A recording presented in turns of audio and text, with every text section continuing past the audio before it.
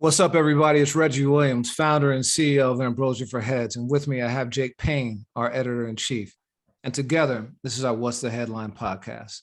What's happening, man? Yo, man, spring has sprung. It's good to be here. How about you? We took a week off last week, right? Yeah, man, we did. To those who are new to the party, we only talk when there's something to talk about. We don't chase clicks. We don't want to, we do this for the love and when there's actually something meaningful. And this week, there was definitely something meaningful. We had Pusha-T's album drop.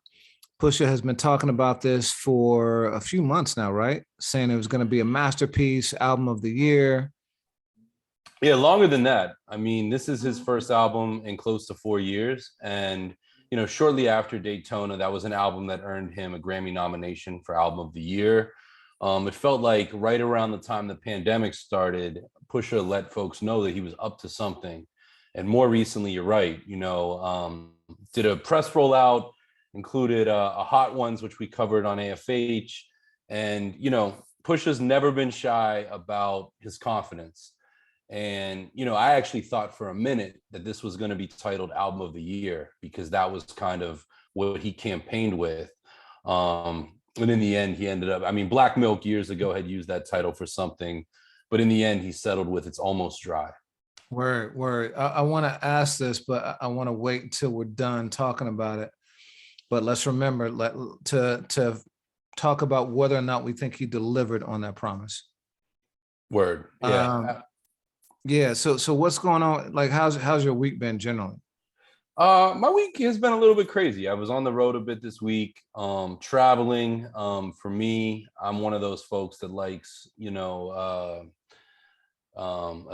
secure, but like a place to work where I can have my noise, my music, all of that. And I didn't have that the last 2 weeks. So sort of like the JBs, man, I've been on the run. And it's been cool, but I'm back settled now here in Philly. Yeah, so that was me though. How about you? You're out of your routine. Same way, man. Like I am doing this thing called Whole30. You ever heard of Okay. it? I have some friends who've done it. Yeah, so it's mostly whole foods, no processed sugar, no dairy, no alcohol, no fried foods, no bad foods, just all like, good whole foods for 30 days. I'm gonna do it for 32 days. It's been a head trip because I usually go hard like 6 days a week, and then on the seventh day, like I just go ham with like junk food and beer and whatever. And so it's been great to have that kind of clarity and continuity. So we'll see. We'll see how it unfolds. How as of today, how many days down are you? So I am 9 days in now. Okay. Yeah. Yeah. Any scratching your neck? You missing anything in particular? Man, you know what? Like definitely there's some times like Friday night was looking to have a drink, that's so, but it's also ritual. So Yeah. much of it is okay, how do I close down the week? Like let my body know this the weekend, and having a drink is one of those easy ways. So I'm having to find different ways of doing that, which is cool.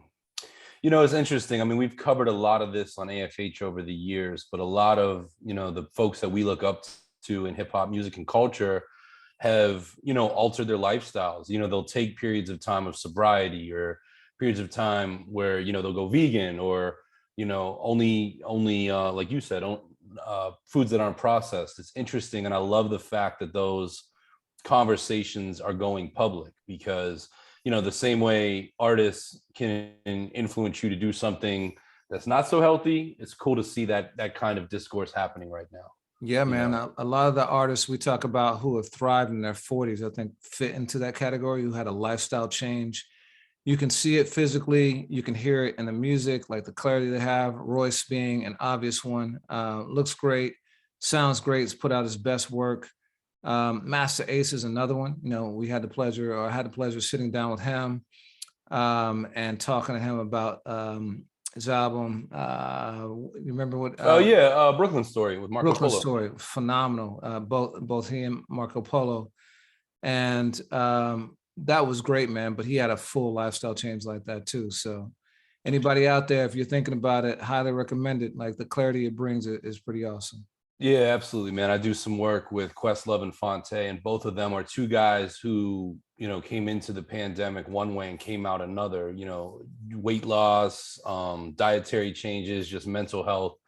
and it's great to see. I mean, you know, I'm on that journey myself, and I love the fact that that conversation exists. Yeah, man, and it's real. You know, we are losing our contemporaries, our legends, way too soon. We had that happen earlier this week. We lost DJ K Slay, age of 55, had been in the hospital battling COVID since I think December, January. Something like that, yeah. I mean, huge impact. You know, people forget. I think a lot of folks know K Slay, you know, from mixtapes or, you know, his bigger than life kind of radio personality and Straight Stuntin' magazine. But if you've ever seen the film Star Wars, I mean, that's Desi Des. K Slay was a phenomenal, you know, graffiti writer. And actually, you know, one of the times I saw you, I think you and I kicked it in 2020, like a week, 10 days before the pandemic. I came up for an exhibit in the Bronx of Henry Chalfant, who's from my same hometown, put on. And we put it up on our IG page, but there's a phenomenal photograph of K Slay with a boombox standing in front of one of his pieces. And he kept that in life. So and stayed true, multi-element.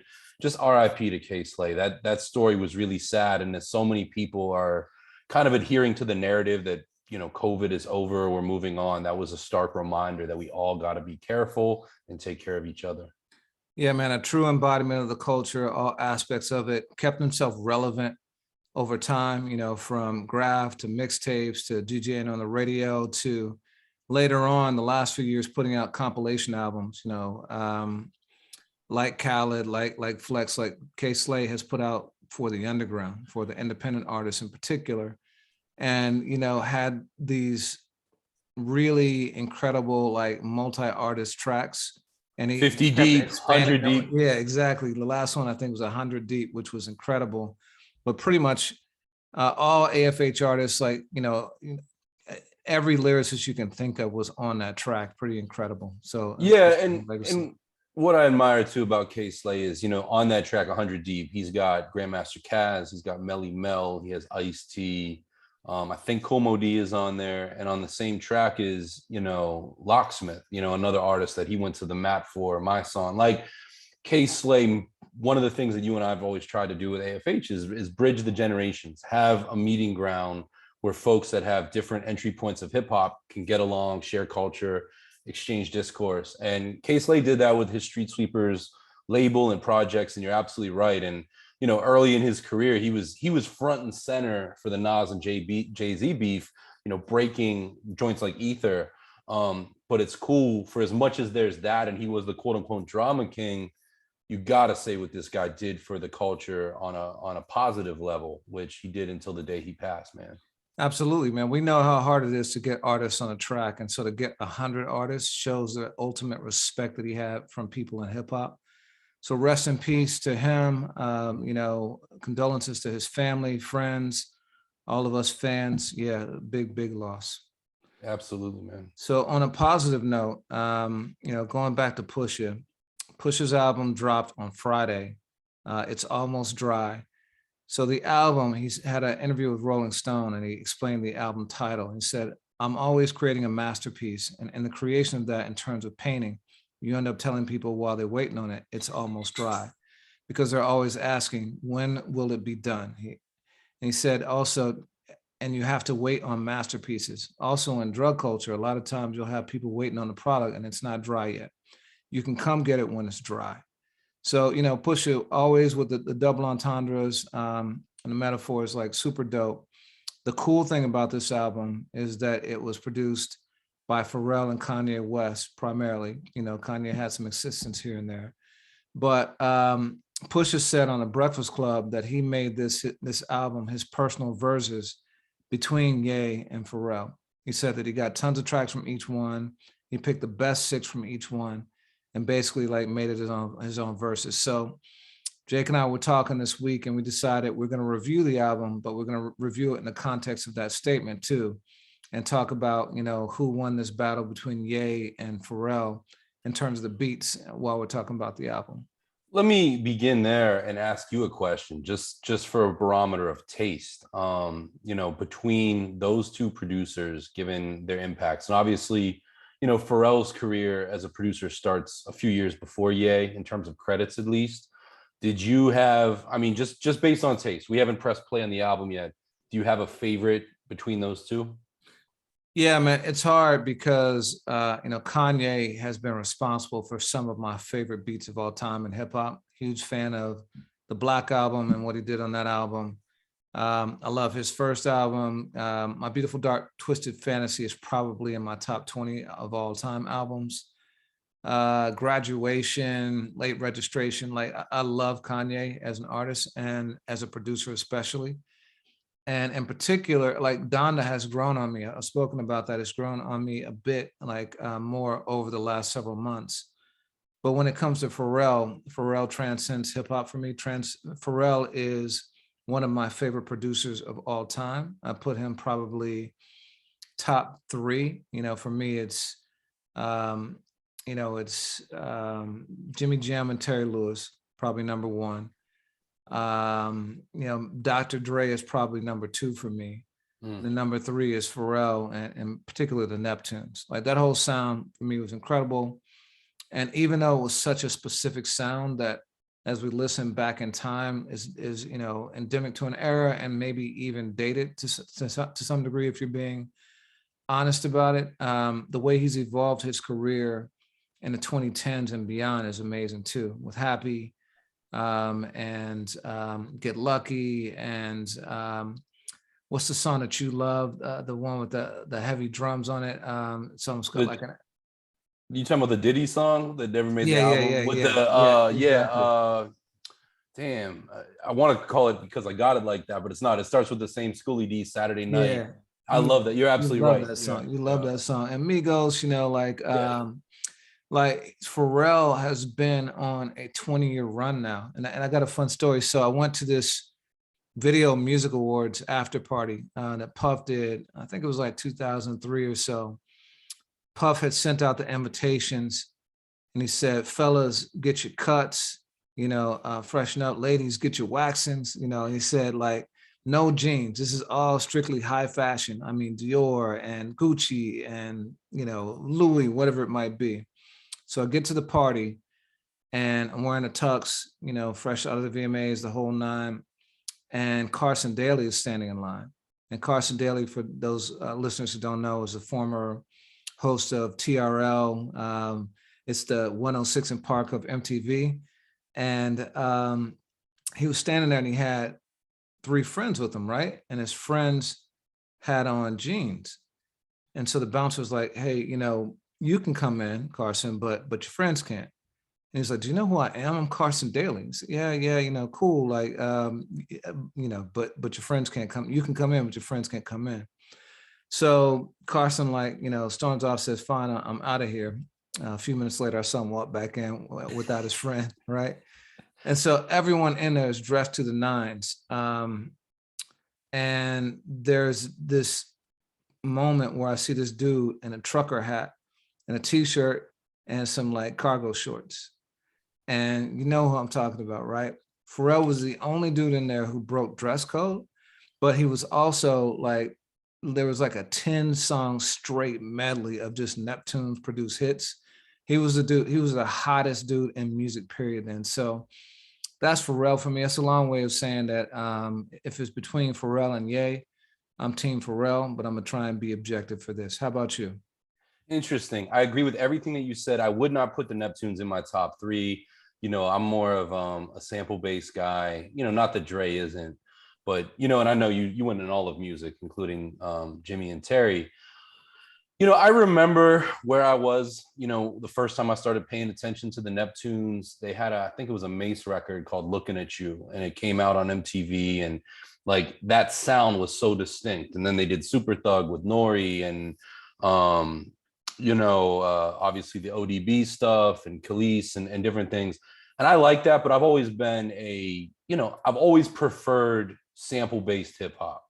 So while I appreciated the rhythms and the uniqueness of the Neptune sound, truly, it was the clips that changed things for me. A record like Grindin', which, sounded like lunch table, beats, I just thought was absolutely incredible. And what they did with Star Trek, of the first Clips album, Lord Willin', you know, the first one that they released, as well as like Roscoe P. Cold Chain and, you know, NERD. I became a fan, and I really like, you know, as Pharrell has kind of made more of a discography on his own in the 2010s and 20s, I've loved that because he's really hard to pin down. To that Diddy point, to what he's done with Daft Punk, you know, 2 Chainz. There's just a ton of really interesting music that comes out of that camp, and he's such a you know, impresario, to your point, with what they've done with fashion, with what they've done with just a positive, approachable energy in the culture. It's so interesting as we're talking about this album, you know, Pusha's album. I really like that in the Genius, you know, the Netflix documentary with Kanye, the scene between those two of those guys.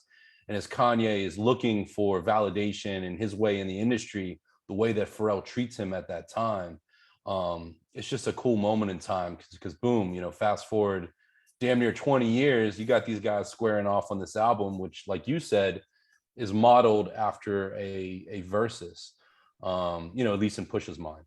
Yeah, you know, I agree with that. The grinding beat was super, super tough for me because it was kind of contrary to what you heard in hip hop at the time, and was a real throwback to that early Def Jam sound of just nothing but drums and beats and rhymes, literally, you know, and it's timeless because of that. So it's interesting because that was Clips's first single, if I recall, and I'm wondering, but it's also like, you know, Pusha's connection to Kanye is so deep now with good music and being the president of the label and their long history that sometimes you forget that they actually started with the Neptunes and Pharrell, you know, obviously the Virginia hometown like connection and all that.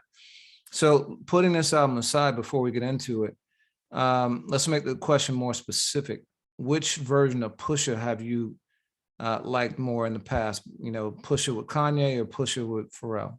It's a great question. I mean, and there's a lot of movable parts there because, you know, they put out 2, and I'll call it a half albums, the Clips did with Pharrell. And then, you know, No Malice, you know, has the spiritual awakening, releases his memoir, which was a great read at the time. And then Pusha kind of stays the path and becomes this like Jay-Z figure of like, yo, I'm gonna tell you what it was like back then and how close I am to it still today.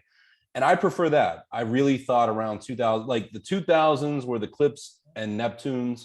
2010s, by and large, for me in my mind, is Pusha with Kanye. I mean, the breakout moment for me, you mentioned the VMAs when they did the Runaway performance, where the camera panned down and you know, Kanye's in the kind of the blood orange double-breasted suit, and Push comes out, you know, and that was the reinvention point of like, you know, this group splitting up. What is it going to be? Are these two guys that are going to really suffer the slings of not having each other?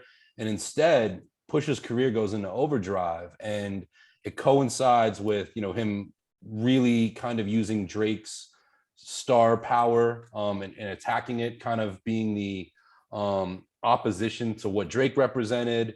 And he started putting out, you know, these freestyles and these kind of loosies in the Kanye period that I thought was really interesting. And all of that leads to 2018's Daytona, which I think is a benchmark album for Pusha, earned him a Grammy nomination. It was part of that series of albums that Good Music and Kanye put out in the summer of 18. And to me, Pusha went from an artist, and I certainly wasn't around the Clips, but I remember covering the Clips in 2005, 2006, 7, 8, 9, where they weren't getting the label support from Jive. They were kind of your favorite artist, favorite group. And instead, Push, you know, 20 years into his career, became a superstar, became a mogul, you know, writes the jingle for McDonald's with Justin Timberlake, the I'm Loving It, and then has the business acumen to do the Arby's joint and get way more paid for it. You know, Push does all of these different things. And yeah, so it's a long way of saying I prefer the second chapter. But what about you? Man, it's tough. I love Clips, those first 2 albums, and even the album with I'm Good. Like I love all of that. Yeah. You know, so the casket drop. Yeah. Yeah, but Yay on Daytona, I thought was Pusha at his finest at that point. Songs like Infrared was incredible, and Games We Play is probably maybe my favorite Pusha track, definitely one top 5 for me. It's tough, man. It's tough. I think I still lean toward Pharrell, just because of the clips and how that established Pusha's career, but it's a tough one. It's interesting though, when you mentioned that versus, I had to look. In my mind, it feels like there have been a lot of albums where it's not just these two guys, but they've each done multiple songs. And I might be missing some, but I came back with 3. And obviously 2 of them are Jay-Z's albums. Both Pharrell and Kanye are 2 go-tos throughout Jay's career. But Blueprint 2, they each did multiple songs on. That was, of course, where Pharrell had the Excuse Me Miss hit. Kanye sets it off with the, It Was All a Dream, the posthumous Biggie joint with Faith.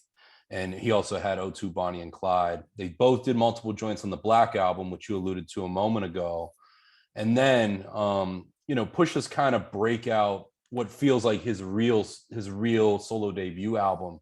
There were mixtapes and stuff before, but My Name Is My Name back in 2013, and they were both part of it. It's not right in front of you, but in your mind, in those past albums, were one of those 2 producers eclipse the other, or is that kind of even a moot point? I'm struggling to even remember what Pharrell did on Black Album. I know Kanye did Encore and Lucifer. And Lucifer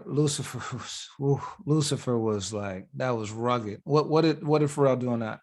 Pharrell did. You raised an interesting question. What was it? Allure, and right, is that right? And yeah. And hold on, it's right in front of me. Allure was my joint too. But I'll based on that, I would give it to Kanye. I think the real person who shown the most was Just Blaze with DOA. Change Clothes. Yeah. I'll give it to Kanye on that. I'll give it to Kanye for sure on that. How about you? I give it to Kanye on all 3. Now, with one caveat, there's people out there that love Excuse Me Miss. That has always been a song when I'm out and back in my club going days. Like, if that came on, that was never my joint. Yeah. And honestly, the Pharrell Jay-Z connection was never my favorite. I think you and I differ a little bit on that, just in terms of the chemistry there. So yeah, I give it up to Kanye. So that sets the stage, and you and I, we tend to agree on this one. So even Give It To Me, that wasn't. That one was good. Let's no denying that. But the gravitas of Jay-Z and Kanye between the early 2000 and 2004 was insane. 2003, that Black Album run, what they were capable of is crazy. And in my mind, it's funny to say because Pharrell was not part of Blueprint on the production tip, but this theme that Pusha's going for with It's Almost Dry reminds me of Blueprint, because really that's about 3 producers. That's about Kanye, Just Blaze, and Bink. Sure, Eminem did a song and the Trackmasters did a joint, but I was trying to rack my brain of where are the noteworthy albums that are split between 2 or 3 producers, and I think Blueprint is by far the biggest example. Yeah. There was one other thing I was going to say about that. Allure was my favorite moment in the documentary. It was Blackout. Yeah. And Pharrell says Jay loves those A minor chords. You remember that scene where he's talking about that? He talks about how Politics as Usual is A minor chords and how just Jay just goes crazy on those. And so I love just seeing the science behind it, because he's an artist, but he also understands the craft better than most. Yeah. So, even though it wasn't necessarily my favorite song on the album, it was my favorite scene in that movie for sure. And I love how they work together. All right, so let's get into it, man. Let's go track by track. Let's figure out which one we think won this Verzuz, and also talk about the album. So again, Pusha said there's no album that's better than mine this year. We're going to get into that. It starts off with Brambleton with Pharrell. So you want to kick off discussion on that one? Yeah, and I did some research. This song is interesting. Pusha has given you these records before, which again kind of comes from the Jay-Z playbook of like naming names and really revisiting the past. And even down to this very song references the breakup of The Rock, but the name applies to a street in Virginia where Pusha's mom reportedly worked as a pharmacist. It references poo. They talk about poo getting shot, which is shampoo, which longtime Clips fans will recognize the reference. Actually, on Virginia, we were talking about Lord Willing. They spent a lot of time talking about shampoos, which is one of the first songs a lot of people that purchased the album would have ever heard from the Clips that was their own. It also addresses a former Clips manager, Anthony Jeezy Gonzalez, who did a media run recently. There's references in this song to talking to folks like Vlad TV. He's the same figure, I believe, that was mentioned on the song Snitch previously. I thought that this was an interesting place to start the album. It definitely like buckle up, grabs you, which let's not forget, Daytona began with my favorite Pusha T song of all time. If you know, like he holds himself to that high standard when you just press play. And I think that this does that. What jumped out to you when you first played it? Yeah, opening an album, I think, is a really tough thing, and there's an art to it. We talked about Benny the Butcher's Tana Talk 4 and starting off with Johnny P's Caddy with Cole, and how that was probably too much firepower because there was not really any place to go. It was like starting at the apex, and the rest is it's kind of downhill from there. And that's not a knock on the other songs. It's just talking about how great that song was. This one I think is perfect because it's a mid-tempo song. It's vintage Pusha. It's got these eerie piano sample to it and like heavy drums, and it really lets his vocals shine. And he comes in with that menacing voice that he uses, and so as a fan, it instantly grabs you because it's what you're expecting from Pusha, and but it also isn't so overwhelming that as to like not leave room for other surprises and sort of more climaxes as the album goes. So for me, it was great. I thought it was interesting that the drums were more trap type drums, and these are artists who weren't necessarily boom bap, but definitely were not trap 10 years ago or so. But it's just a testament to how much that sound has dominated hip hop for the last 10, almost 15 years now, that even for people who don't necessarily listen to trap music per se, it's just kind of the norm for drum sounds now. So it's a all at once familiar, but also contemporary at the same time. So I thought it was a great opener. I would agree, and I don't know if I said, but I mean, this one is produced by Pharrell, and I thought that just from a track standpoint, boom, Pharrell's one for one. It's his first plate appearance, and I definitely think this joint is an extra bass hit within the album. Yeah, and Pusha, man, like we said, he's been around for 20 years now, but he has done a really fantastic job of not chasing trends, but also staying current. I think better than most MCs. I think Jay has done pretty well with that too, but I might even give Pusha the nod in that category. Yeah, I mean, Pusha, his content wise, he tends to stay in a comfortable space. And I think that's what fans expect from him. I mean, that's so much of his brand identity. And I was curious up until I saw the title and caught the reference, if this would be a deviation from that. But whereas other artists sonically tend to stay in that same place too, Pusha refuses to. Every album is different and it sprawls a little bit further each time. And I think you're right. To let you know at the first song that this is where this album could be going just makes for a compelling listen right away. What about lyrically? Is there anything that grabbed you lyrically? This one is one of the denser songs. I mean, obviously the subject matter, you're going back in time. He's not saying necessarily anything new. I think this song is very much modeled after, Jay-Z's Lost Ones, where he looks at the unity that he had, back in the 90s in the streets or even during the Clips come up. And he speaks about why it's not there. And, Pooh's case, you got fatality, you got tragedy. And in Jeezy's case, the former manager, you've got betrayal, at least by Pusha's estimation. And I like those kind of songs because I think you can you can listen to them and apply them to your own life, whatever you do, whatever you experience. So yeah, I think that lyrically, in terms of subject matter and delivery, this is one of the better points of the album. Yeah, I think that the Vlad TV reference definitely perked my ears up. One thing I'll say about Pusha is that he's not one. We did a whole podcast last episode about Jay-Z and his subliminal disses, his secret disses. Pusha like makes no bones about it. Like he's naming names, he's giving you specific details. He does not leave room for guessing. If you know, you know, and also, often he'll spell it out even for the casual listeners. So that stuck out to me. But right away, you also know that Push is not deviating necessarily from where he's gone in the past, mostly focused on the coke rap aspect, flossing, and like calling people out. Yeah. So those sinister ass bars. This is the same dude that, on his last album used the photograph of where Whitney Houston died. I mean, when I think of the word sinister, I think of Pusha-T, and it's made him so interesting when he's gone at Lil Wayne or gone at Drake or just gone at other artists, and that carries over. I'll do the next one too, if that's cool with you.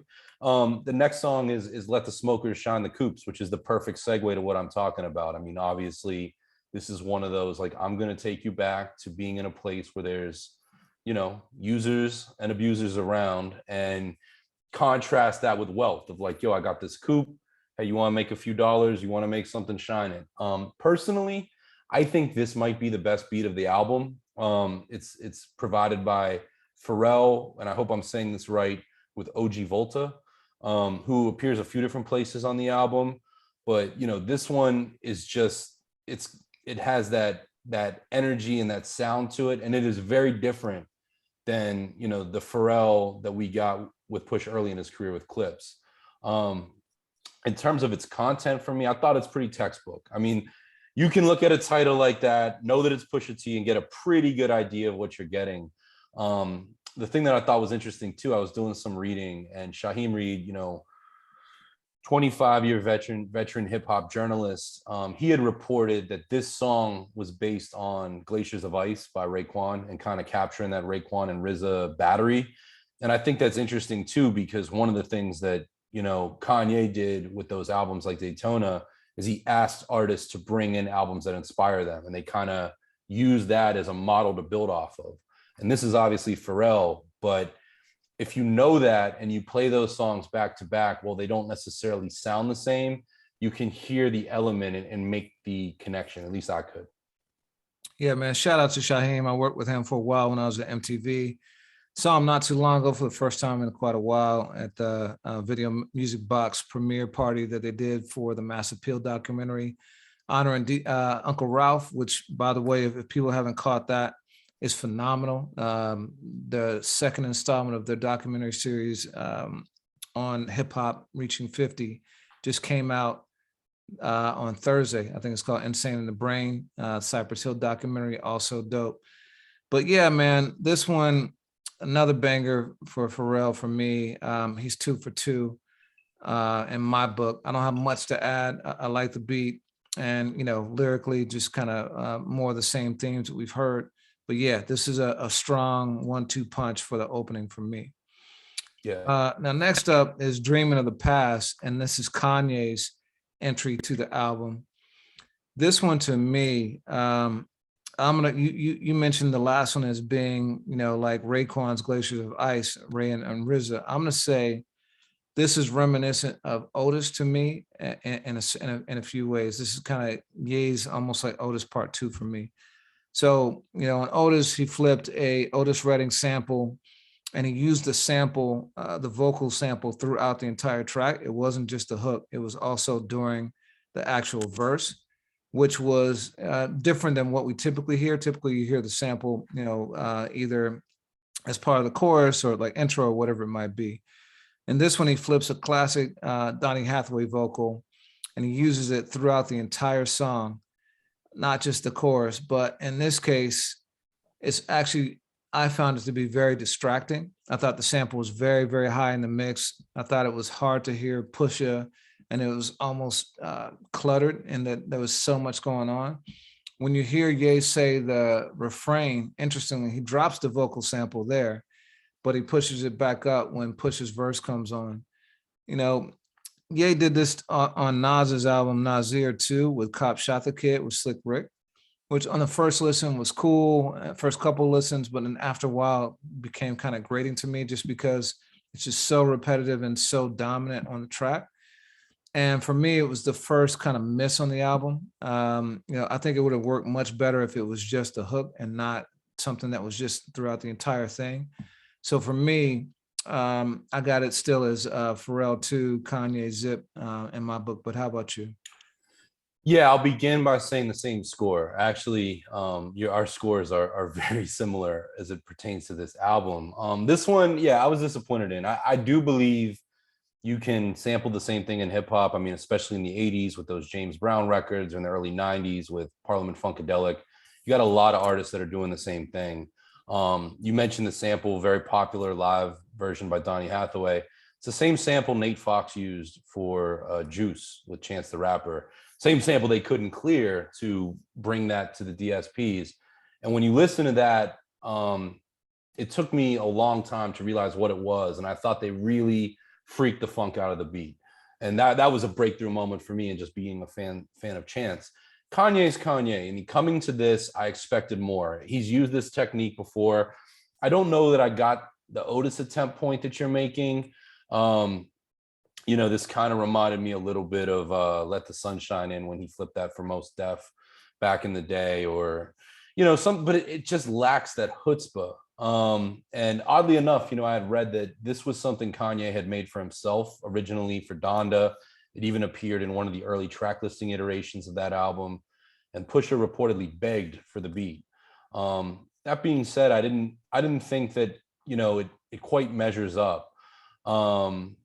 I definitely would share your score that, you know, at this point, Pharrell's up 2-0. Yeah, do you think it would have worked better as an instrumental? You mean, like if you just listen to the track, you know, like I can hear its appeal without additional vocals, because having the sample be such prominent vocals kind of provides that, you know, but putting the vocals on top of it gets tough for me. Yeah, I mean, Kanye's been able to do that before. I mean, you know, when we really started paying attention, I think of a song like Get By, and they did that. But to your point, it amazes me on an album of this level, given the resources available. I think it's mixed horribly. You know, actually, Kanye raps on the song too.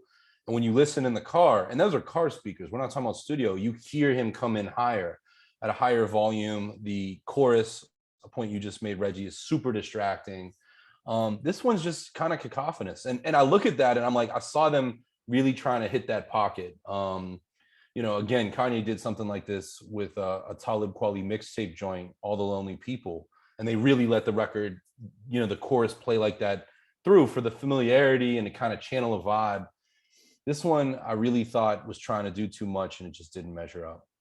Yeah, I mean, even Get By, the vocals were really on the chorus, not like throughout the verse. You know, you heard that, you know. So I think if he had pulled it back, you know, this was him, I think, letting the track dominate the vocals. So I'll put that on Ye, you know. And also for people who are just now starting to listen, Jake and I often agree, I think more times than not, on liking an album, but it's typically uncanny in how we tend to like the exact opposite songs on the album than the other.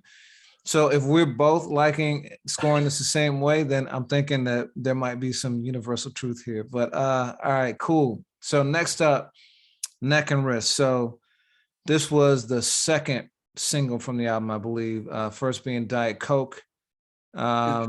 It's hard to tell too, because, you know, and what we could talk about that, but the official single, you're absolutely right. Okay. And so this is also produced by Pharrell. This one at first blush, we talked about a little, actually we did an entire podcast on this a couple weeks ago, and we focused mostly on the subliminal disses that Jay had, like against Faison Love, and you know, just how Jay is such a master at doing that. The more I listen to Jay's verse, the more I like it. There's just so much in it. You know, it's such depth with such seemingly simplistic lyrics. You know, but Jay is able to like really kind of take down his cadence and flow. but still keep the complicated meaning. So I think it's dope. I don't like Pusha's verse on this. The cadence of doing the sing song, like ending up high, like on every bar. Yeah. If you'd done it a couple times, during the song, cool. But to do it on every single line became distracting for me and I was not feeling that. The beat though, the more I listened to it, again, trap drums and minimalist, like highs, like I think Pharrell killed this too. So for me, like Pharrell is like he's 3 for 3 and like really kind of winning so far on this album. 3-0 Pharrell. I do agree with that. This song has grown on me, and I agree with everything you said. The J part, I do miss that kind of totally in pocket Jay-Z that we've had in years past. But in the last 4 years or so, I mean, post 444, but everything is love. He's kind of got this free form thing where it's still flow, but it's not the Jay that I put high and above so many other people for so long. I agree with you 100% on Pusha's verse. It doesn't measure up. And to me, Drug Dealers Anonymous is still the superior record of the two. But oddly enough, and this is a testament to Pharrell, I had to go back and remind myself or do the research on who produced that, because this beat, you spoke about the technicality where he said that about Jay-Z with Politics as Usual, and what was it, B minor or something? What did you say? A minor. A minor. Yeah. Pharrell clearly studied DDA and found out with the record to make it as a sequel. You think of like Crooklyn Dodgers and Return of the Crooklyn Dodgers. One's produced by Tribe Called Quest, one's produced by Premier. Those records sound incredible side by side. Like there's a continuation. Pharrell did that here. And the first joint, DDA was produced by DJ, I hope I'm saying it right, Dahi, who's no stranger to hit records. But you couldn't convince me that Pharrell didn't produce both of them right now. Like that's how crazy it is. This joint is absolutely growing on me, but more so in the J way and in the beat than Pusha's role. Totally agree with the 3-0. Yeah, I love the wordplay from both. And, I do appreciate Pusha's attempt to push the boundaries with this flow. But like you said, man, after Drug Dealers Anonymous, the bar was raised so high. You just want to see Pusha and Jay go toe to toe. These are two titans who like built their careers on, coke rap. So you want to see them both shine at their best. And again, like I get what they were trying to do and something different, but sometimes you got to indulge the fans too, So the next song, like Jay said though, like on to the next one.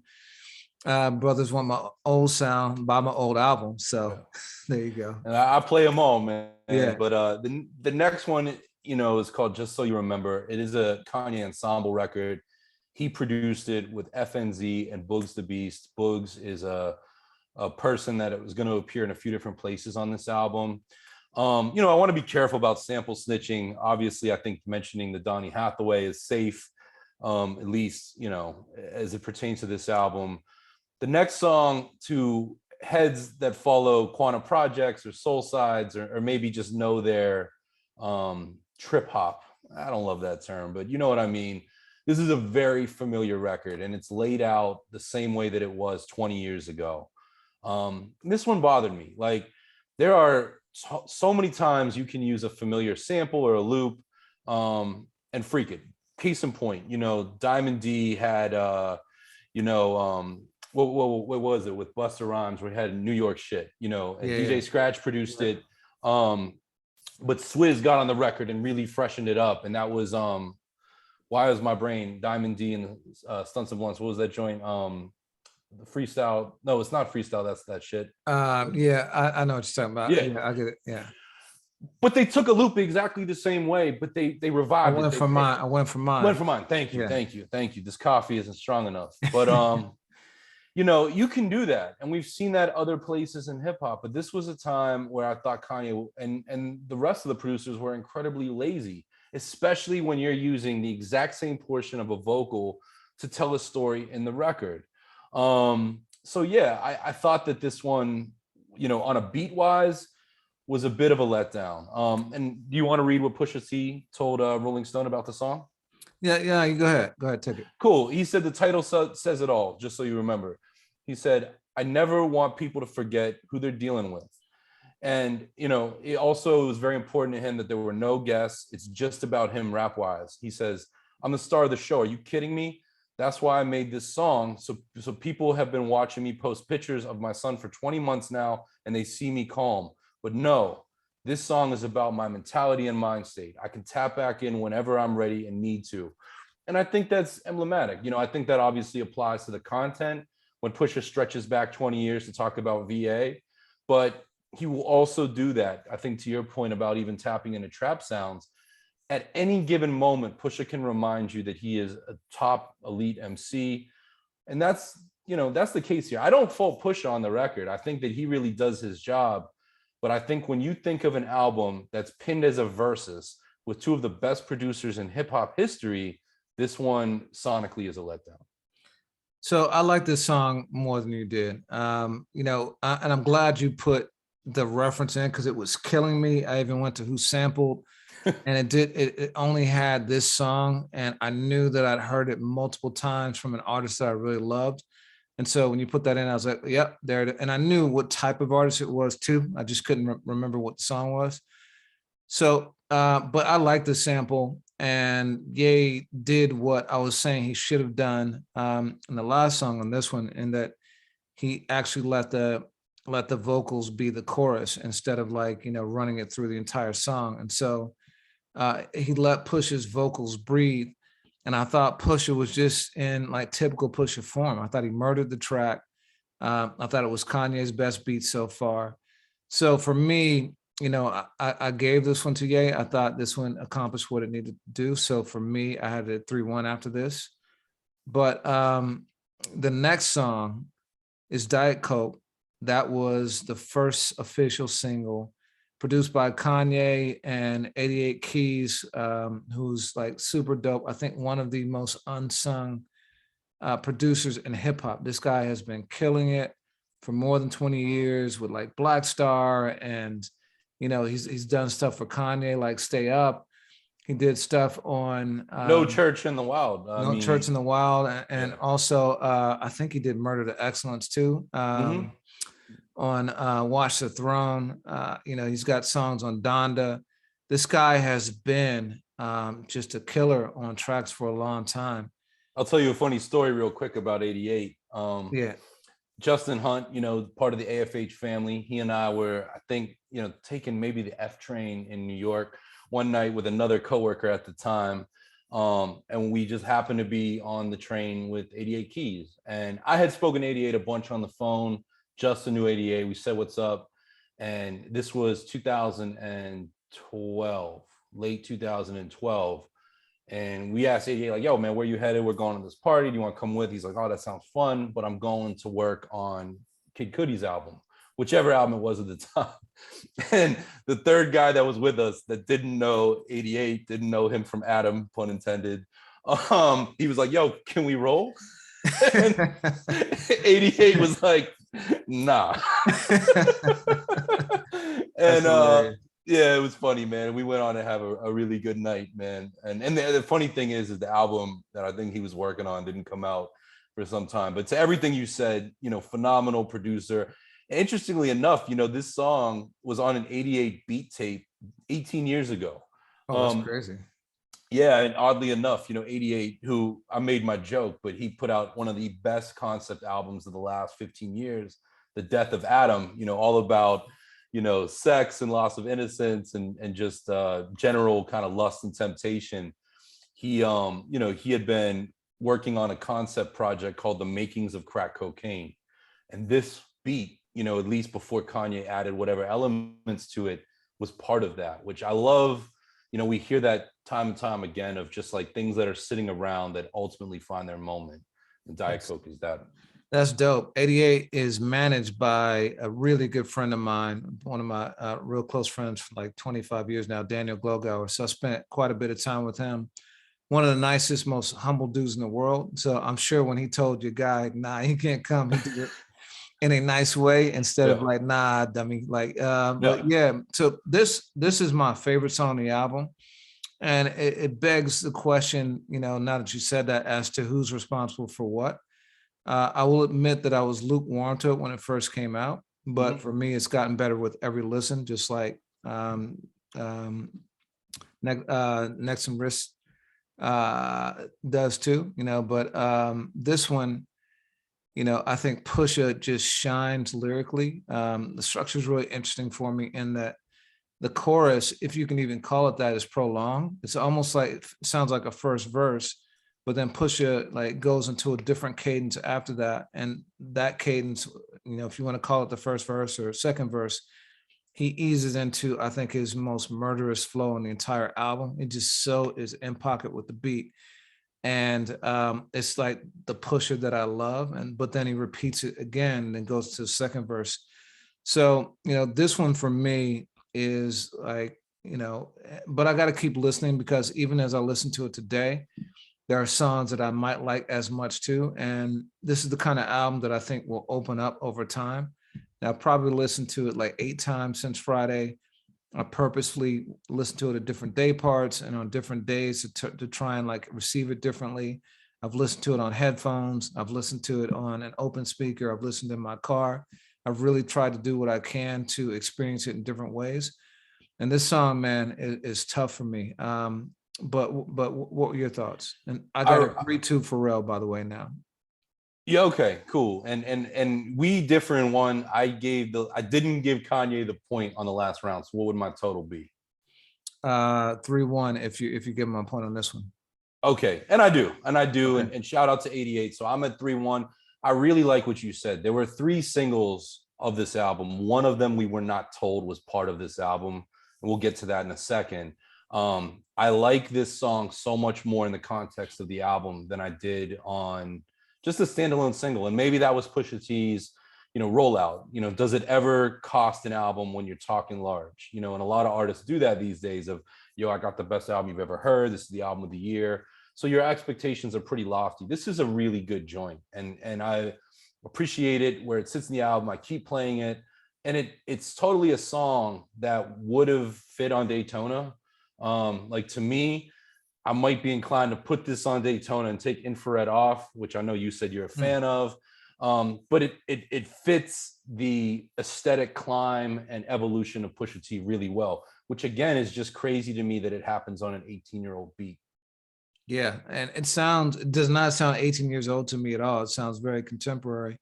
But again, to what we discussed earlier, Pusha's music is kind of timeless. So I guess that makes sense. So the next, go ahead. Well, the next song is Rock and Roll. I watched Pusha T interview on the Breakfast Club. He talked about, the album. This is where he talked about the fact that he had Kanye and Pharrell and the process he had with them. And he said this song was the only collaboration between the two of them. Kanye produced it. He chopped a sample. It's a Beyonce sample that's sped up, like kind of Chipmunk Soul style. It's also, but Kanye couldn't find the right drum sound. No matter, he worked on the drums for about a week, couldn't find the right drum sound. So then he said, can you get Pharrell to do the drums? Because he liked Pharrell's drums better. So Pharrell laid the drums. And to my knowledge, that was Pharrell's contribution on the song. OG Volta is also a co-producer on this one. This is where the album lost me. I really just did not like this song. I didn't like the way the sample was used. Again, throughout the entire song, kind of dominating instead of like being in the background to play a supporting role to Pusha. For me, it's also a continuation of the sound that Kanye has really played around a lot with on Donda. It's kind of a Baroque, almost operatic type sound. He's being very big and bombastic, and I get it when you see his listening parties and stadiums and things like that, what he's going for, the aesthetic that he wants. But to me, the role of a great producer is why I like Rick Rubin so much, is that they're there to bring out the best in the artist instead of having the artist conform to them, or just doing a beat and having someone rap over it. And to me, this song and the song we talked about before, with the Donny Hathaway sample, are just kind of evidence of self-indulgence. I think Ye is putting himself first in this project. And even though Pusha picked the tracks, the way it's mixed and everything, suggests that, Kanye had a heavier hand than maybe he should have. And, yeah, I just wasn't feeling it. And, but there's also some history there with Kid Cudi. You want to talk about that? Sure. And even before I get to that, I think I agree with you. Of the first 7 songs, this is by far the weakest link. Yeah, and to me, this is exactly where I think Kanye has deviated from his production greatness in the last 3 years. I think it really started around Jesus is King. And everything you said, Baroque, operatic, like you get some of that here. Also, Kid Cudi and Kanye have had an on again, off again friendship, business relationship through the last, 5, 6 years.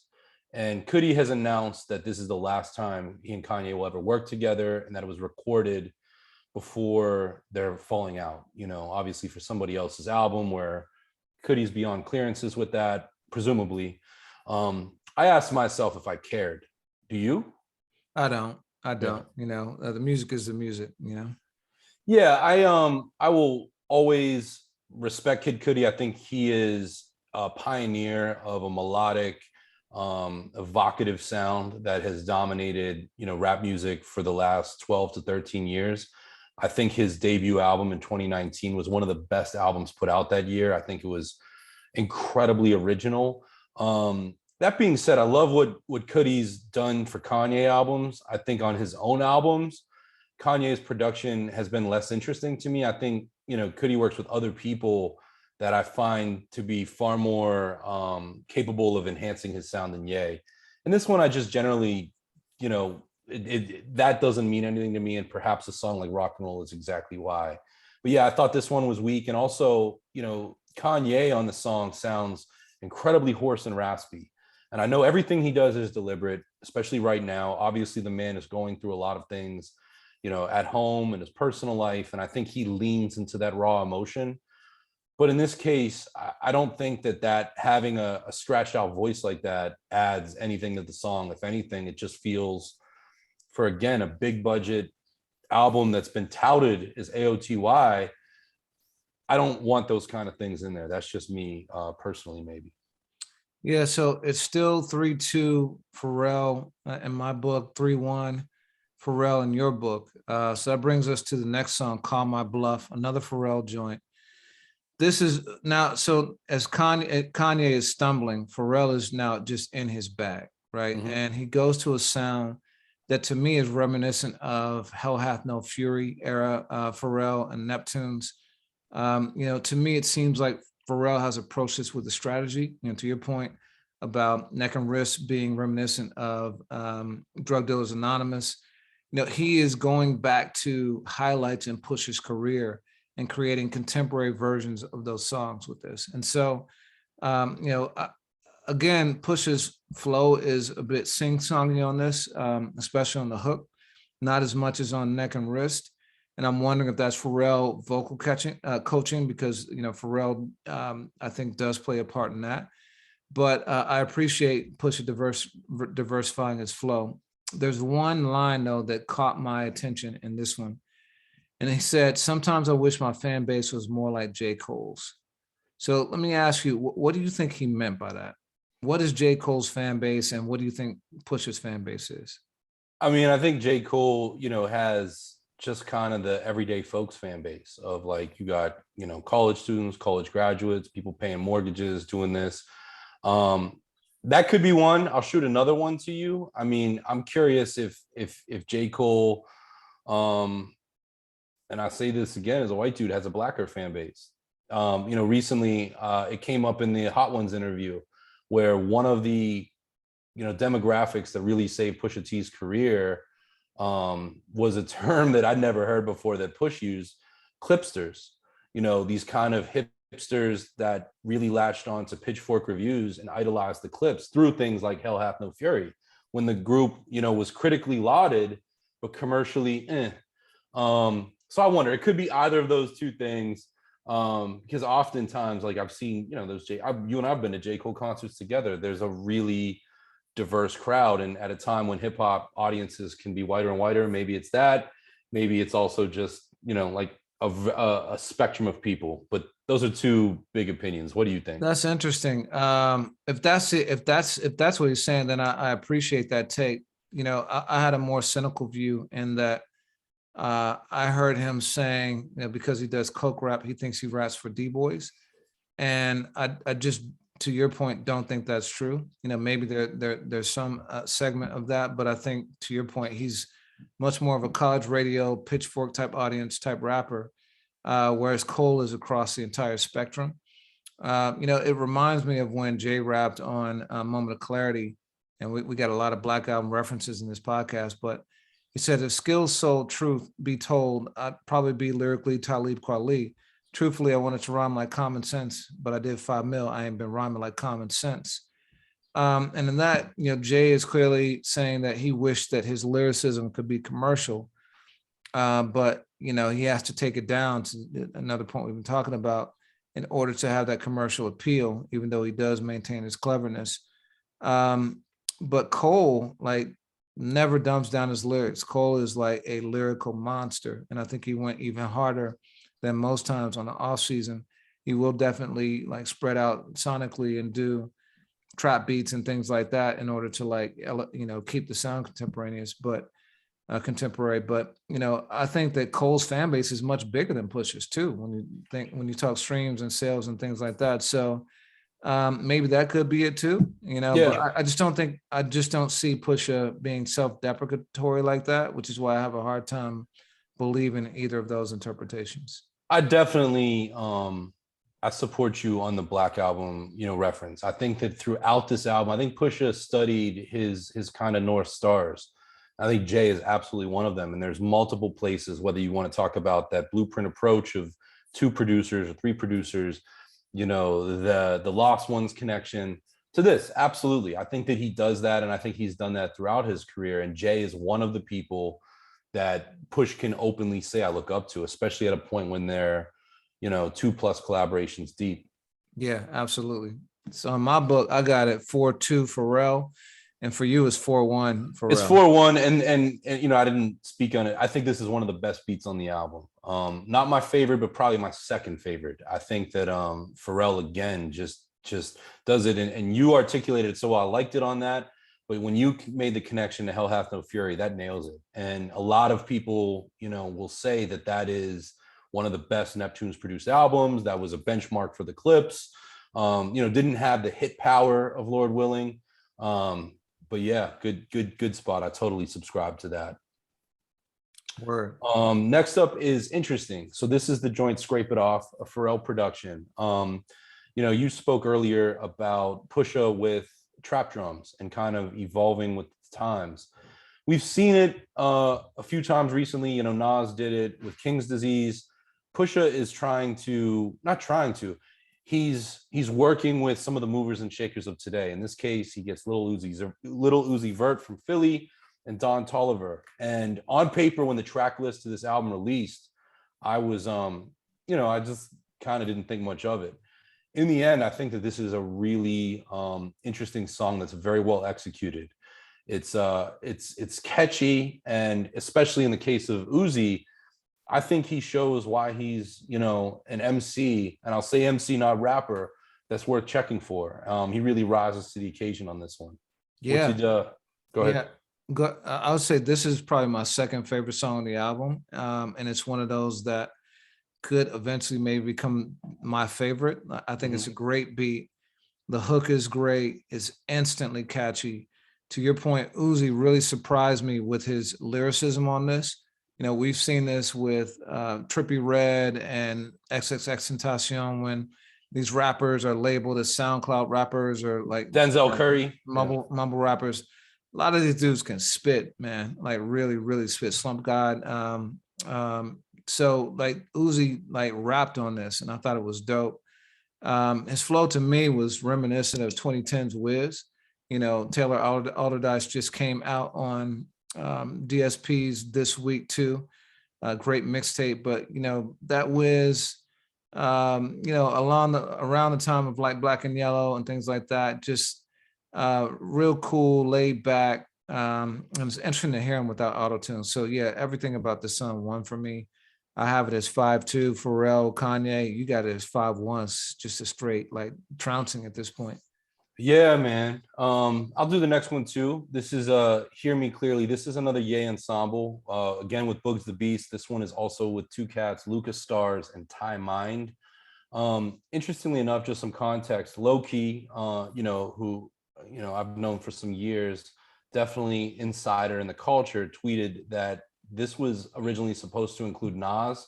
Just interesting factoid. Obviously, that doesn't, play into our rating.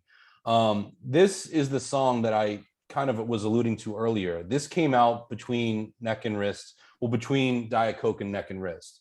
And at the same time, Push is rolling out this album. Nigo is rolling out his album called I Know Nigo, which is released through Stephen Victor's label. Stephen Victor being longtime Clips and Pusha-T manager. And this came out, and it was unclear to me. We were told that this was for that, but it ends up being both places. I really like this record. At the time, I actually preferred it to Diet Coke. I don't think I would quite say the same, but as a unofficial second single, I really, think it holds up, pretty well. Any noteworthy takeaways for you on it? Yeah, I agree with you. I think it's another tough Ye beat, and I think that he fares much better on the beats that don't use these vocal samples on this album. I think Yeah. that when he just lets the beat support the MC, he wins. And for me, it pushed it up to 5-3 Pharrell, 5-2 for you. So Shout out to Schoolie D. Yeah, man. yeah. So the next track is Open Air, another Pharrell one. Even though it isn't necessarily my favorite song on the album or second favorite, it might slide into that slot because Pharrell just murdered this track, in my opinion. I think it might be his best beat on the entire album.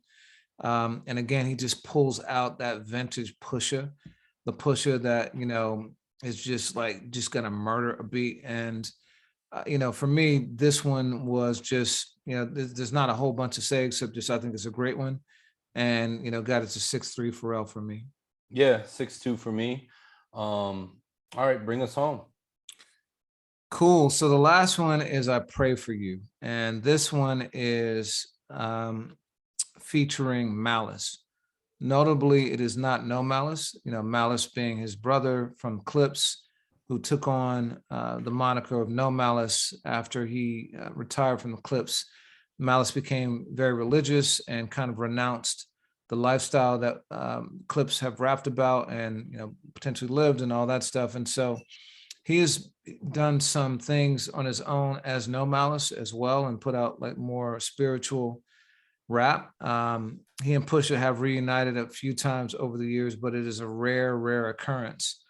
And so the notion of him and Pusha reuniting on a song by Kanye was something that had my hopes up really high. I think I came into this one as anticipatory of it as I was for Neck and Wrist with Jay. And I got to say, it might be the biggest disappointment on the album for me. This is once again Kanye, I think, being overindulgent with the operatic thing. The lyrical content is super tough for me, but I just don't think either Push or Malice sounds good on the track. I would love to hear a remix of this. Like, this is a challenge. Anyone who can get vocals out there who's a producer and put together like a beat they think would really like fit their lyrics, I think this could be a classic song. But the beat just ruins it for me, And for the Clips reunions, which are so rare, it feels like a squandered opportunity for me. Push did say that on the Breakfast Club that he was working with Malice to get more material out of him, but he also let it be known that, he said he big brothered him. Sometimes, he says, "Yo, you got to be on this track," and Malice will do it, but it's not something he foresees being easy or even likely that it's going to happen. So that just kind of reinforces for me that these opportunities have to count, and for the beat to overshadow or not mesh with them, I think is kind of inexcusable in the situation. What about you? Yeah, I agree. And we've mentioned Clips a lot, but even in the Re-Up Gang when they had, Ab Lava and Sandman, those were some of my favorite mixtapes of the day. And Malice is a supreme MC. I've personally struggled to feel as connected since his lifestyle change and since his content change. both on Jesus is King when they reunited, as well as this. I've been my eyebrows raised, like what does Eclipse track sound like in 2022? And just as the case in 2019, it hasn't measured up to what they're capable of and what that brand and legacy means. This is not the way that I feel as though the album should have ended. To your point, this and rock and roll were the two weakest links. So yeah man, I think you said it all. So what's your final tally? So for me, it's 6-3, and so that means for you it's 6-2. So Pharrell is the clear victor in either case. Coming in, I think I was on the fence between Pharrell and Kanye with Pusha, maybe leaning a little bit toward Pharrell, but it was tough. For you, you were, I think, kind of strongly in the Kanye camp. So are you surprised by this outcome? Yeah, I am. I mean, I think that even in the kind of post Pablo, and I love the Pablo album, but I think that Kanye as a producer is at his best when he produces for Pusha T lately in the last 5 or so years. And so to see Pharrell do it, absolutely, that really surprised me in this case. And it wasn't Pharrell just going back to the Neptune sound. And let us be clear, there's no Chad Hugo on here, at least in the credits. This is Pharrell. But he kind of created a new lane that referred back in one place that you mentioned. But hey, I'm totally fine if the next Pusha T album is totally handled by Skateboard P. Word. So why do you think this happened? Pusha says he had full control over picking the beats. He's worked with Kanye in the past. They've had magic together in the past. What do you think led to this outcome, given all the potential that was there? I mean, this is purely speculation, but I think the last great album that Kanye produced, I know you said Donda's Growing on You. I think it's a really good album. I know he worked with a huge team. I look like records like Jail, and I think that they're really interesting and you can't get that anywhere else. But I don't think that he's in a season where his production is as sharp as it once was. I think his last, in 2018, the Pusha Daytona album and the Tiana Taylor album were really stand out to me. But other than that, I don't feel like we're getting that producer. And I think, it would be very knee-jerk to say, oh, he's going through a divorce and all that, but it has to factor in. And meanwhile, Pharrell, who consummate competitor, doesn't portray himself like that, probably in the way that Kanye does, or even Pusha T. But I feel like Pharrell rose to the occasion. And let's, you asked a question earlier about legacy. Pharrell and Chad are deeply responsible for the Clips' success early in their career. And Pusha has this second life with good music and with Kanye and with that crew. If I'm Pharrell, I have something to prove. I want to create the records that do my legacy and my chemistry with this artist justice. And by and large, I think he did that on this album. What about the Pusha side? Because he did pick 2 or 3 joints that we both liked, and presumably he had several others to pick from. So what do you think was going on in his mind? What was he thinking when he picked those tracks that to you and me were just off-putting, not even just like weaker in the context? I just found them to be off-putting in general. So what do you think it was? Yeah, I don't know that I can attribute that to anything. I do think there's a reason why, there's not a ton of albums. I said Blueprint. Common's B is a good example because that was Kanye and some Jay Dilla tracks. Even Common kind of did the same thing with, the Resurrection album, if I'm not mistaken, with No ID and Doug Infinite. But it's hard to come in with a whole album and 2 producers, especially when they're kind of really 50-50 splitting the album.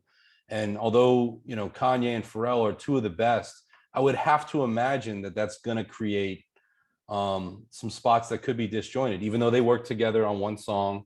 And I presume they both were hearing a lot of what was coming in from each other. It's just hard to do. But do you see something more specific than that? No, I think it was legitimately the pursuit of art. I think they wanted to push the boundaries, and sometimes like it hits the mark, other times it doesn't. I'm sure there are going to be people in the audience who disagree with us vehemently. Definitely leave your comments. Hit the subscribe button if you found the conversation engaging. All that. But for me, and I even know in group chats, like one of my closest friends, former DJ, and like a super music. His consumer loves all music, and for him, rock and roll is his favorite song on the album. He played it like 20 times. So, to each his own. But for me, those were definitely the ones that were kind of lackluster. All right, so let's talk about the album overall. How would you, on a score of 1 to 10, 1 being dud, 10 being a classic, where would you put this? The number I came up with is a 7.3. It's a little bit better than a 3.5. I think a lot of hip hop heads are used to the 5 system. 73. That's where this kind of feels like as 100, which many albums can't come close to that. But I do think Pusha has shown fairly recently that he's capable of much more. What about you? Yeah, so I'm gonna give it an 8.5. I like 9 out of the 12 songs. By my count, you like 8 out of the 12. By today's standards, that's a great accomplishment for an album, especially a rap album, to have 75% bangers. In theory, it should be a 7.5, but I think the quality of those 9 songs is strong enough to push it up a point or two. Mm-hmm. So for me, it's at an 8.5. So where would you put this in Push's catalog? So that's a really good question. I think that Daytona is still, his benchmark release. And then I would say King Push, which is an album that really suffered from a late December release, if memory serves. It might have been late November. But, I think a lot of us think of, like, again, to Push's point, album of the year, like this is the yearbook of our lives as hip hop heads. And that album was much, much better than the talk about it deserved. Then I would say this. And then I would say My Name Is My Name. And there's a little caveat there. I think Numbers on the Boards is one of Push's greatest songs. I think that's another case where Jay-Z is a North Star to him. But I thought the rest of that album was way too scattered. This one's a little bit tighter, both musically and thematically. So yeah, for me, this is number 3. What about you? I would have been with you on Daytona until I went back and listened to Daytona yesterday. Okay. So quantitatively speaking, like I said, I like 9 songs on this album, a lot actually, and Daytona is only 7 songs. So just by pure numbers, even if every song on Daytona was a banger, this would still have 2 more songs that I like, and so I would give it the nod just based on that. But in listening to Daytona, there were only really 3 songs that I loved on that album. My Name Is My Name, Infrared, which you said you don't love, and The Games We Play, which is probably my favorite song on the album, and one of my favorite, like, Kanye. You meant If You Know You Know, right? Instead of My Name Is My Name, right? Oh yeah, sorry, yeah. If You Know You Know, yeah. If You Know You Know, The Games We Play, and Infrared. So that's to me 3 to 9, and so I give it the nod over that. I do like the succinctness of Daytona, and the sonic coherence of it. So I probably would put it as number 2. Number 3 for me is My Name Is My Name, and number 4 is King Push, before Darkest Before Dawn, the prelude. Man. So all that said, do you think that Pusha has a classic album, like a 10? We're talking solo? Yeah. No. I think you and I have gotten I think we've made some fans for saying what others might not, and I think we've gotten some hate mail. But if we're gonna sit on here and say that Nas and Eminem each have 1 classic album, something I think we've agreed on, with and I search anyone I tell anyone to look for those discussions when they were taped. Push doesn't. No. Do you? I don't. I think this is getting closer. Would I call it a masterpiece? I think it's a great album. Do I think it's the best album of the year so far? I wouldn't go that far either, but will it be in my top 10 at the year's end? I think there's a very high likelihood of that. I do think it's going to continue to get better for me, and it could move up to like 10 songs out of 12, whatever it might be. Mm-hmm. But I don't think it's a classic. By definition, for me, just to be repetitive again, a classic is a body of work that is basically unskippable. maybe in this day and age, one or two, given that, album track listings have expanded. But I even think that that is a part of creating a classic. A lot of the best albums in history are shorter and just more succinct. So there's definitely some skip points on this, and actually just some songs that I think are just not good. So yeah, I wouldn't say it's a classic, but I do think it's his best work, and on its way. So one thing I want to talk about too about a classic, and we alluded to this earlier, is subject matter. So would you say that Push is a great MC? I would. I think his wordplay, I think his delivery, I think his ability to be compelling, it's all there. And great and classic are different words, but absolutely, I've written throughout my career that Pusha-T is a great MC, and I think he continues to be greater with time. I think the Pusha-T of the last 4 years is better than the Pusha-T 10 years ago or 20 years ago. So I think Pusha is a great MC, but I don't think he's shown us his greatness yet. And the reason I say that is because part of what makes a great MC for me is, or a great artist, is the subject matter, and really expanding on our views of the world, of ourselves. And I think part of that comes in telling your truth and all of your truth. So let's say that everything that Pusha says on wax is true, right? Probably not the case, because I think there's probably been murder discussion and stuff like that. So probably not the case. But let's say that it is. There's also so much more to who he is as a man, and this is what I appreciate about Jay-Z. Jay-Z started off in this genre of rap, but has expanded over time to talk about his family, business, artwork, things that people kind of roll their eyes at on Magna Carta, Holy Grail, were very much his life at the time. And people embraced that by the time he got to 444. So for Pusha, he said on the Breakfast Club that the last couple of years have been transformative for him, some positive, some negative. He's got a kid, and that quote, Rolling Stone, you read that about him posting mostly on IG about his child. He's gotten married. He lost both of his parents recently. He's had really, really impactful things in his life that I think he can discuss. And it's one thing if he weren't going to discuss them at all, right? But he's discussing them in interviews. They're not hidden. So why not put that in his artwork? That to me would kind of take him to a different level of greatness and allow him to make a classic album. And to me, be in a discussion with any MC out there in terms of his greatness. I think that his limitation in subject matter limits him as an MC, and the abilities, the levels to which he can reach. But that's my thought. And that might come back to the J. Cole line, however you want to interpret it, of what people expect from Pusha versus what they expect from Cole. And you look at a Cole, or you look at a Royce 5'9", or you look at a Black Thought, and album to album, it's kind of a blank slate of what are we getting from this artist right now? Jay-Z being, I think, the ultimate example of that. And I Pusha in a lot of ways is painted into a corner, but because he's such a great MC, I hope he has the confidence to take that step, and still flash back the same way Jay has, or Raekwon has, or E40 has, and be whatever he wants to be. But I totally agree with what you're saying. So let me ask you one. Oh, go ahead. No, I think he's an incredibly skilled MC. I think the greatness comes with the subject matter too. It's not just about the skill. You alluded to it a moment ago, but I just want to get you on record. Earlier, a month ago or so, you really went to the mat for another Virginia MC, Fly Anakin, and his album Frank. This is out now. There's been some other albums that have come out. Some, we've done deep dives on, some we haven't.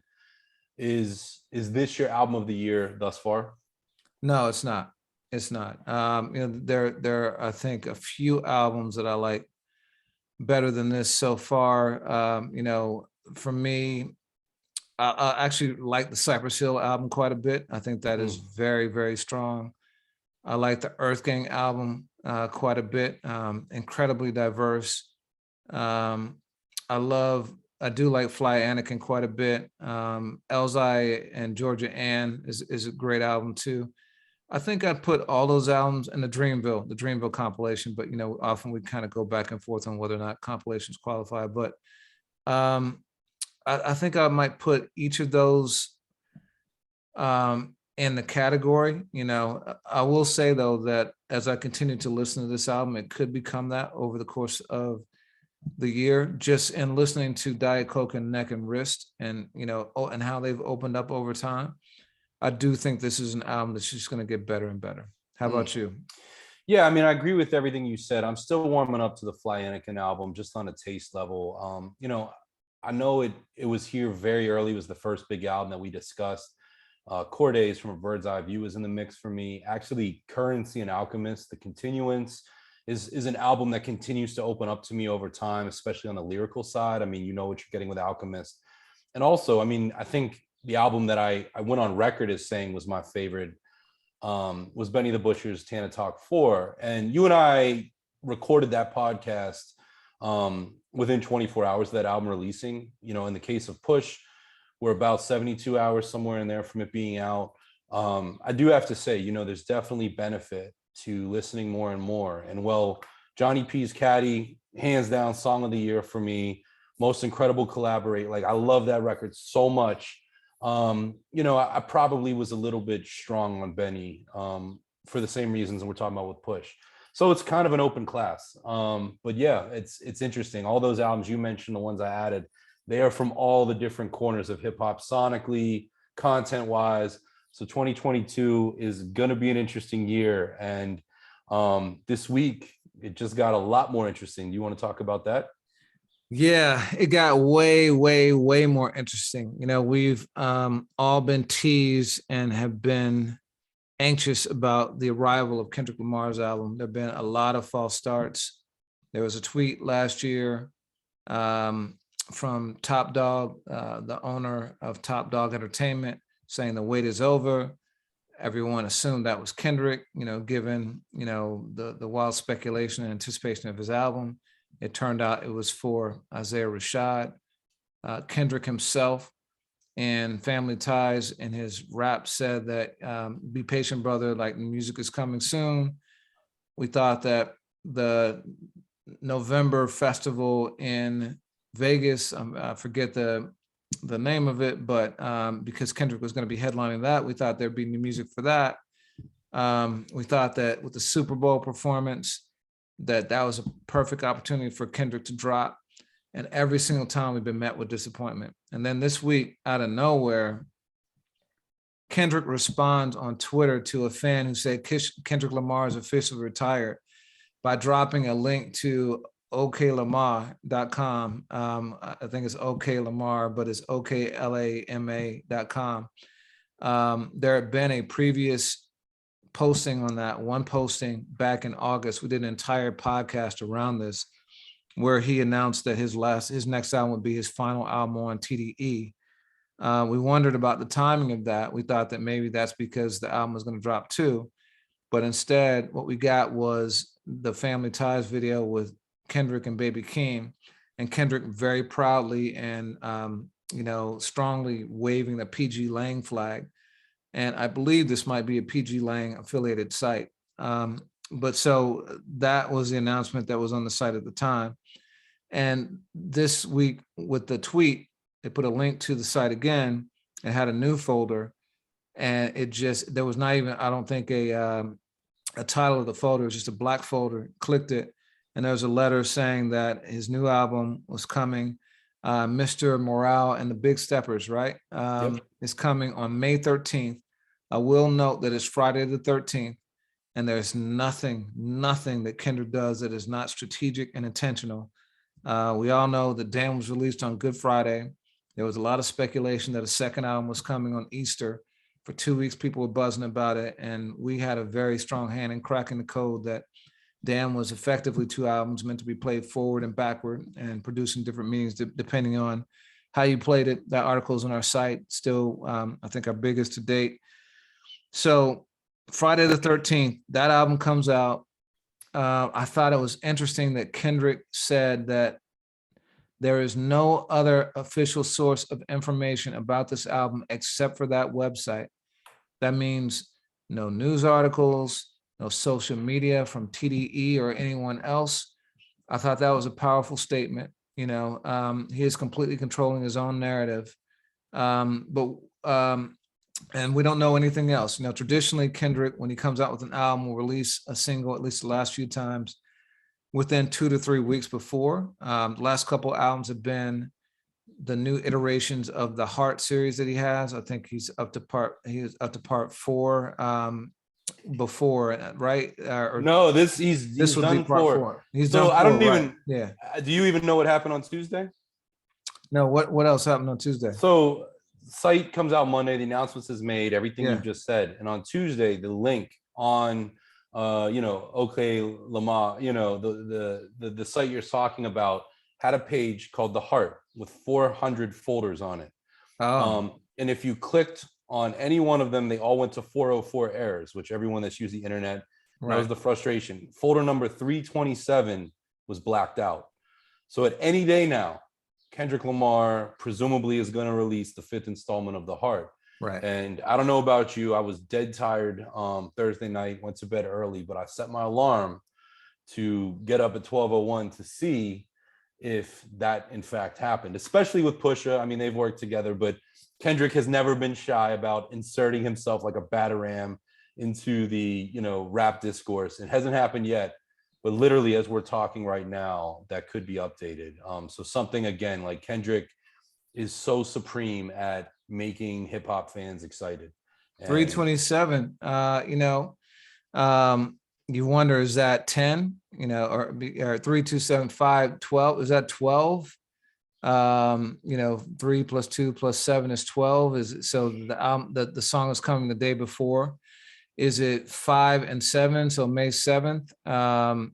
What is it? There's definitely always significance to stuff that Kendrick does. So yeah, The Heart part 5 coming on the 7th. Maybe that's it too, right? So yeah, but in any case, we're not going to spend too much time talking about this, because I'm sure when that album drops, we'll be talking about it for weeks to come. There's an entire podcast series called Dissect, dedicated to breaking down every song of Kendrick's album on Spotify. I encourage people to listen to that. That is like a 16 or 17 song series, each one being almost an hour. That's just how dense his stuff is. So, but what are your thoughts? Anything else to talk about? Yeah, I mean, I like the fact of like all statements come from us. One of the most boring trends of modern times is like what so-and-so adjacent artist says about an album before the public hears it. I feel like that is one of the things that ruined Dr. Dre anticipation, of Detox and then Compton. And, everyone's always telling you, oh, I was in Dre's studio and you got to hear this. And you know what? I think in a time when the relationship between artists and fans, or artists and listeners, is as close as it is, let the artist control it. So yeah, I'm really curious about this one. The fact of how this rollout is, I wonder if TDE has any involvement, or perhaps it's a situation, like The Chronic with Dre, where, that album financially benefited Eazy-E and Ruthless Records, but their logo was nowhere to be found on it. There's been other cases throughout hip hop, but I mean, up until this point, there's certainly been nothing acrimonious between those two camps. And as we reported, one of the first to report it, Kendrick was a, equity stakeholder in TDE. So there's a lot of love and history there. He's rapped about those folks, as recently as Damn, look no further than Duckworth. But I'm super excited. And it's funny though, like this happened on Monday, Tuesday, and late in the week, we got new music for the second time in April from TDE, courtesy of an Ab-Soul song called Hollandaise, which is currently on the AFH playlist. Do you think those two things are related, of TDE putting out, new Schoolboy Q and new Ab-Soul music at the same time Kendrick's in campaign? Yeah, man, I think it all goes to the question you ask, which is whether or not they have any involvement. Because on the one hand, so Top has teased us. I can't remember the year it was, but he teased us with a murderer's row of releases from TDE. It's supposed to be Q, Kendrick, I think Isaiah, SZA, and Ab-Soul. It's supposed to be 5 releases. And so on the one hand, this could be, they're releasing a single per week up until the week that it's Kendrick, and then his album comes, and then Q comes, and Absol comes. Pause. And then, so it could be that, or or maybe TDE is drafting off the energy that Kendrick is going to bring. I believe it's intentional. I don't know what the motivation behind it is, but I do believe it's intentional. How about you? And by the way, just so folks know, we did a deep dive on the history of TDE as a label and their movement last year. Check that out. We spent a lot of time doing a full timeline of their trajectory. But sorry, go ahead. Yeah, no, I mean, big facts. I do think they're related, and we historically see this of labels packaging things when it used to be in the store. When you go in a store on a Tuesday, somebody that had a connection to an artist would also drop. I remember anytime Method Man, Ghostface dropped, it always felt like you got an Inspector Deck album or a Master Killer album. Not to make that comparison within Black Hippie, but it stays in the consciousness, because that among hip hop fans, as you're reporting on Kendrick, you got to report on Ab or got to report on Q. And I would be stunned if their relationship, that brotherhood that is Black Hippie, is not intact, regardless of business and personnel and moves. I mean, those guys have come in the game together so historically that I have to believe that they're all supporting each other. But yeah, we'll see. Let me ask you one more question. Do you think that Kendrick has another album in the tuck? So I think about Frank Ocean and what happened with his Def Jam situation, where he put out, I think it was Blonde, and then another album all within like 2 or 3 weeks. One satisfied the contractual requirement to Def Jam, then the next one was, kind of his own kind of work that he wanted to put out. So do you think that's a possibility? People say this about Frank Ocean, and I'm not here to say otherwise, but I remember how that worked out for him. Kendrick, to me, one of the reasons I hold him in such high regard is he reminds everyone the value of quality, the value of patience, the value of timing. I could not see him going against that. And Frank Ocean, especially coming off of Channel Orange, for a lot of folks, raised the new standard, of what that sound was. And I feel like he did himself no favors with those 2 albums. So no, I don't think so. Do you think there's any chance of that? I mean, it's possible, just because it's been 5 years, and that's a lot of time. But I agree with you. I think this is going to be his last album. He's going to be focused on it. He's going to let it breathe. He's going to tour on it.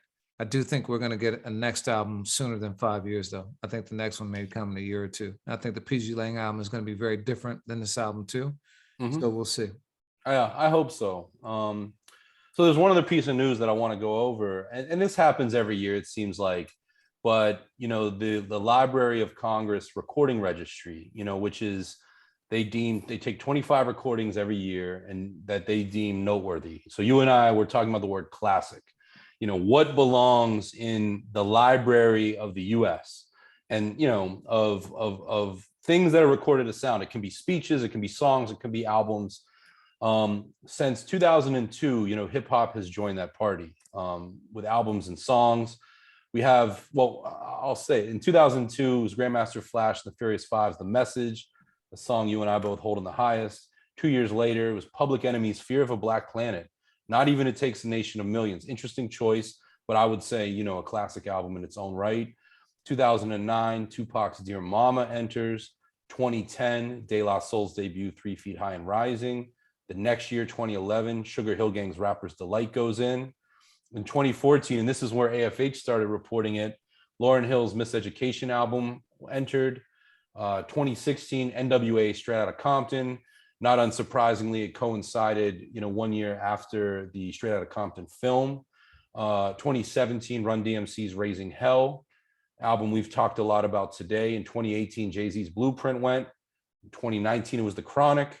And in 2020, it was his Nas Illmatic. So there's 2 albums that are going in currently, and it is A Tribe Called Quest, The Low End Theory, which is their 2nd album, and Wu-Tang Clan's Enter the Wu-Tang 36 Chambers, the 9-man collective's 1st album. So all classic material. All Boom. Yeah. classic material. Like, No yeah. question. No question. Any thoughts on the Wu or Tribe? Anything noteworthy? Obviously, one other point of note: Tribe is up for induction in the Rock and Roll Hall of Fame along with Eminem this year, so it could be a breakthrough year for Tribe. But any other thoughts between those two albums? I'll say that we had this competition called Finding the GOAT, the greatest of all time, and we've done it for MCs, producers, albums, and we did it for groups too. And if I remember correctly, it was Wu and ATCQ in the finals. It was either them or Outkast, but I'm pretty sure it was ATCQ. So it's fitting. For me, Tribe is one of my favorite groups of all time, and Low End Theory is probably my favorite album of theirs. It's definitely top 5 for me. So incredible. Obviously, 36 Chambers is what it is. Historic, changed the sound of hip hop, changed the template for how people did business in hip hop. Launched an entire movement of MCs. You can't say enough about it, and now it's spawned an incredible series. We talked about the series in a former podcast. So I can't think of 2 albums more deserving. I think it's just great that, and whoever is selecting these is definitely on point. They're being very judicious about it, and I hope they continue to be. But something that's meant to memorialize things forever, I think it's pretty awesome that these 2 are going to be in that canon. Yeah, definitely. And that was my question to you: is the Low End Theory the right one? And I do agree. I think it is 100% the way to go, and Wu without question. So yeah, Midnight Marauders is incredible too, but I think it was a continuation. I think Low End Theory is what started it. It was the birth of Fife as an MC, his coming out party. We did an oral history featuring Bob Powers and Skeff Anson about the making of Low End Theory. So that's on the site. Check that out too. Really great piece. But yeah, man. So anything else? no, man, that about covers it. Definitely check out the AFH playlist for new music. But yeah, man, shout out to Pusha, Kanye, and Pharrell. And man, until we do it again. Yeah, what's your song of the week? Oh yeah, have to. All right, I'll give it up to Jay Cyanide with Why Even Try. I texted you that. He has a joint with Derringer that's on our playlist. Somebody who's worked with Kev Brown, Brooklyn based. I believe he's originally from Washington, D.C., but that one's been heavy rotation for me. What about you? I'm gonna give it to Scrape It Off from Pusha. Definitely think that album has set a standard for the year, and so yeah, looking forward to continue to grow with it. Dope, man. Well, until we do it again. Word, man. Peace. All right, peace.